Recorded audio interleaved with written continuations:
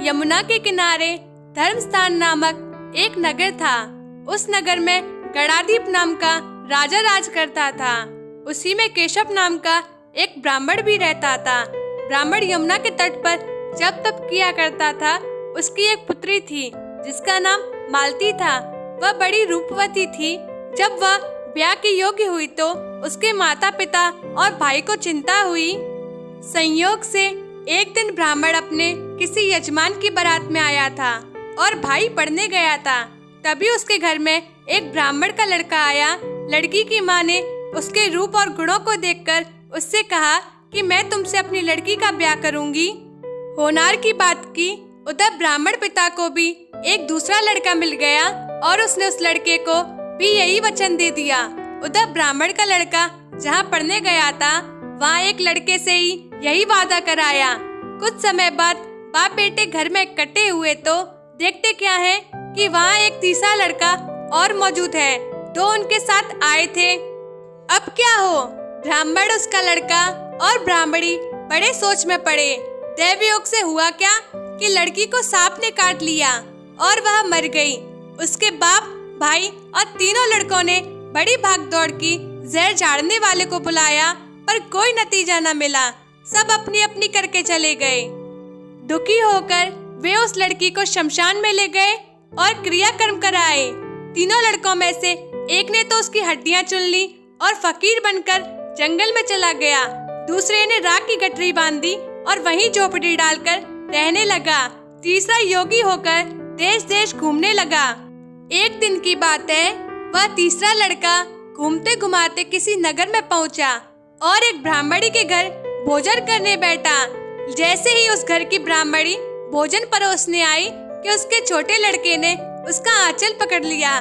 ब्राह्मणी से अपना आंचल छूटता नहीं था। ब्राह्मणी को बड़ा गुस्सा आया। उसने अपने लड़के को झिड़का, मारा पीटा, फिर भी वह न माना तो ब्राह्मणी ने उसे उठाकर जलते चूल्हे में पटक दिया। लड़का जलकर राख हो गया। ब्राह्मण बिना भोजन किए ही उठ खड़ा हुआ।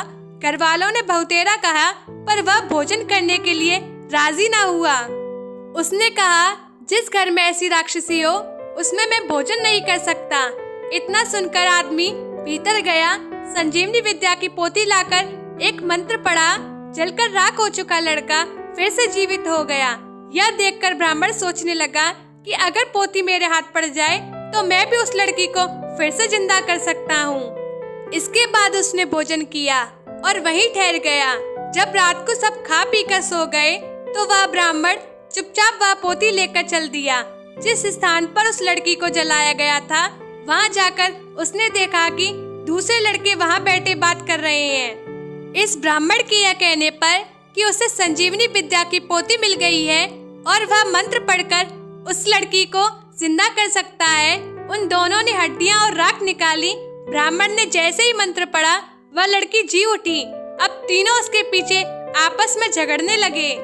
इतना कहकर बेताल बोला, राजा बताओ कि वह लड़की किसकी स्त्री होनी चाहिए। राजा ने जवाब दिया, जो वहाँ कुटिया बना कर रहा उसकी। बेताल ने पूछा, क्यों?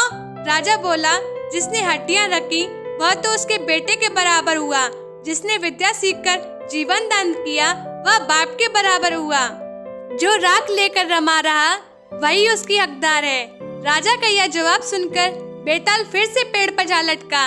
राजा को फिर लौटना पड़ा और जब वह उसे लेकर चला तो बेताल ने तीसरी कहानी सुनाई।